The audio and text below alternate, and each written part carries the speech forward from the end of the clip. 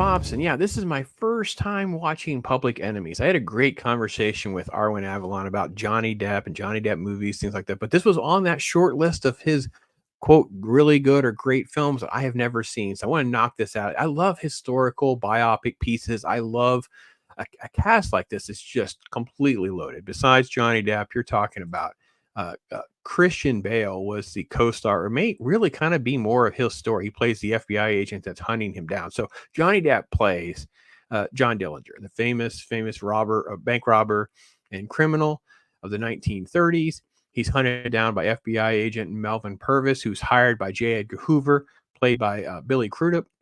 And it's really fantastic. The love interest is Marion Cotillard, I think is how you say his name. Stephen Dorff, Stephen Lang, just incredible stuff. By the way, there's a great Channing Tatum little bit part of the opening of this movie. Is just really loved all that. So by the way, so there's some really fun stuff in it that it took me back to that type of film. I haven't seen anything like this in a while, so it was good to do that. But Depp didn't have a lot to go on from what I understand. The research that I did, again, when Arwen and I were talking about it briefly, I just kind of like quickly scanned some things, but I didn't want to get into it too much. I didn't want to rewatch the trailer or anything like that. I remember seeing posters and stuff about this film, just didn't see it. It's been 15 years. It's been exactly 15 years ago.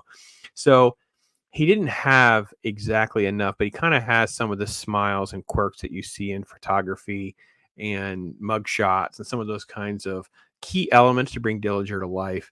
And it basically is just that. It's just sort of his pursuit of trying to get some of his gang out of jail. And it just follows him through some different events as the FBI is sort of like putting together some sort of interstate plan to capture him and many of these other criminals.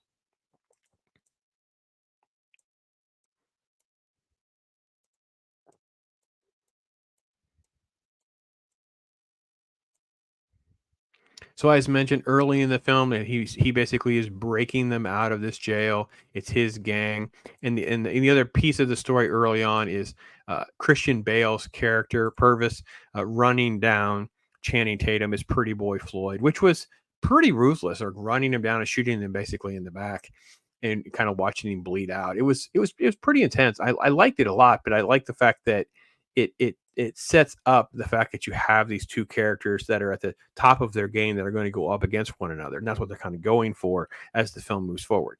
What I can't stand about the film is all of the real life elements that make me want to not like government, because it's just what J. Edgar Hoover would do, how they would just creating these agencies and rules, breaking all the laws. It was just, oh, I hate all that. It's just, I hate all that stuff. It's just gross. It's just me personally. It's not an issue with the film. It's just beautifully executed, beautifully shot, very underrated film in that sense. I just feel like the film is just a very dry topic. Michael Mann is just fantastic with the camera. Cinematography, of course, is top notch. He has a great feel for everything. It's very well executed. It just feels like a very dry film, kind of a one and done for most people, unless this is like your type of genre. I don't have any issues with Depp. I think his performance is all fine. It wouldn't be something I would include in like the top 10 of his performances, but I don't think it's bad either. I just don't think Dillinger has sort of a flair about him as much as Depp and other people who wanted to do this role. 'Cause I think DiCaprio wanted to do this role at one point, and it's more like they view him as sort of like this Robin Hood character because the public loved him so much. And I really didn't like that element of the story. I don't like that about Dillinger's legacy. I mean, he's stealing from banks, so it's like this is this mythos about it's the bank's money. Well, it's not really, because FDI insured, which means taxpayer. You're stealing from the taxpayer. Ipso facto, you're stealing from everyone else. It's just people don't feel it personally, so therefore it makes him okay. I don't know why that's okay in the grand scheme of things either. But it's just a lot of really beautiful imagery and stuff like that that kind of plays out over time. Here's after actually he was caught and he's behind bars, and here he has a quick little interaction. You see him kind of like the flair of his persona, and knowing that he's in public eye, he just, and he's also like so arrogant. He thinks he'll never get caught in those kinds of typical things you would see of these sort of like alpha criminals.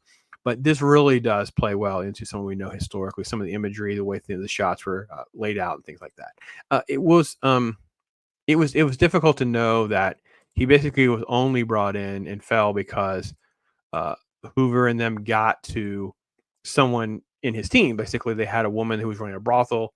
She's from Romania. They got to her, and threatened to deport her, even though they didn't have legal. It was just true strong arm of the government threats to get to Dillinger. They got him at the right place, right time when he's coming out of a movie. He pulled his gun, he got shot, killed.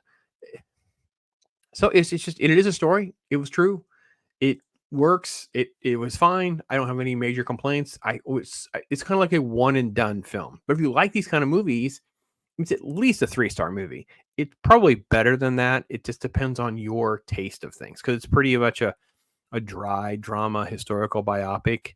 There's not a ton of comedy or wit or anything like that that you would sort of like glom onto if it's not your thing. So again, I didn't feel like it was really Oscar worthy either. It didn't have sort of like a lot of like the highbrow stuff as far as dialogue or scenes go. I didn't think the screenplay that Ronan Bennett and Ann Biderman put together gave them much to go on. I think the production was solid. I don't think there's anything out of the norm as far as costuming, locations, historical. I think they did a really good job trying to bring some of that. As far as what I know, I've seen a few shows on Dillinger, so I think it felt very authentic, but it didn't also feel so incredibly amazing that it would be like an Oscar-worthy film. So I'm gonna have it more in that solid 3 to 4 sort of category, depending on where you land on liking these types of films or not, being a Depp fan or not, or Christian Bale fan or not. Those kinds of criteria would matter to you more than maybe someone else. So that's my take on it. It was a pretty good first time watching. Don't think I'm going to be running out to watch it again, but I wouldn't be opposed to watching it again. That's why it's still pretty solid for me.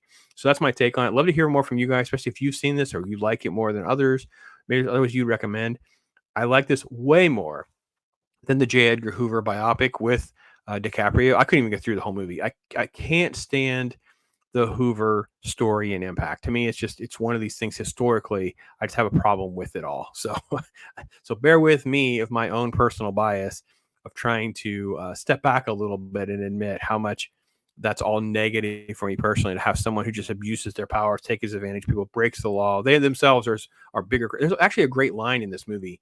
Let me give credit to because it's like, Hoover, you're asking for more money to do this, to catch them, than what they're stealing.